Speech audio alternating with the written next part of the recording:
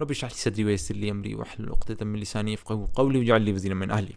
Here in front of you, I'm going to be reading out the two verses from chapter 2 of the Qur'an, verse 26 and verse 27.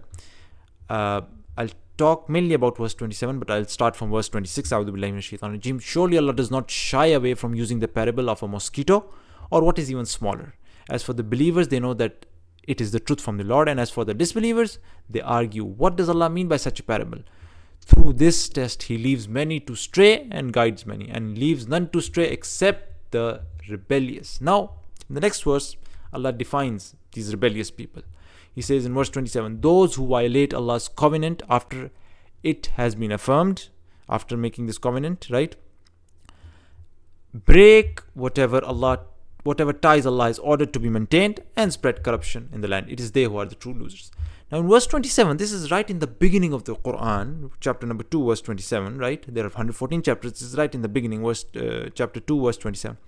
Allah subhanahu wa ta'ala gives us a comprehensive definition of what a rebellious person is, a disbeliever is, somebody who does not obey, who's a disobedient person, a rebellious person. He gives us a very, very comprehensive definition right in the beginning of the Qur'an, and later on goes on to open up what are the rights of Allah and what are the rights of people. He says, those who violate Allah's covenant after it has been affirmed, meaning those who break Allah's rights, meaning the rights that we have upon Allah, the duties, the responsibilities He has given us, and then break whatever ties Allah is ordered to maintain, meaning the rights we have over the creation of Allah, meaning the rights of Allah and the rights we have over the creation of Allah. This is a very comprehensive definition of somebody who's rebellious, who breaks Allah's rights and the rights of the people, subhanAllah. And as a result, the result of breaking these rights is what? Corruption, subhanAllah.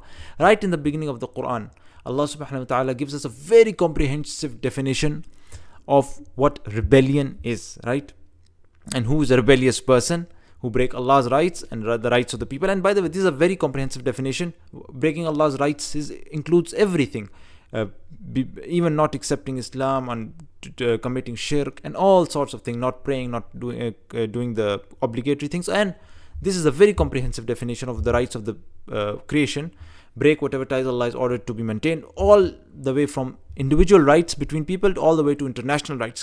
It comprehensively encompasses all those rights. SubhanAllah, it's a very comprehensive definition right in the beginning of the Quran. And then later on, the Quran goes on to tell us what are the rights of Allah, that you should be praying, fasting, performing Hajj, etc., etc. And then it goes on to tell us the rights of the people, how you should deal with people, and when it comes to, like, for example, the monetary matters or the way you deal with different people, your relatives, your family, your parents. It goes on to open up so that we know what are the rights of Allah and what are the rights of the people, and you can protect ourselves. And in the end, I'll just say something, that even the rights of the people are in a way right in the right of Allah, because Allah is the ultimate He's the ultimate king, right? His rules go because they break whatever ties Allah has ordered to be maintained. So those are even the orders from Allah Himself, right? So even the rights among the people are given by Allah. So this was a very beautiful gem from the Quran.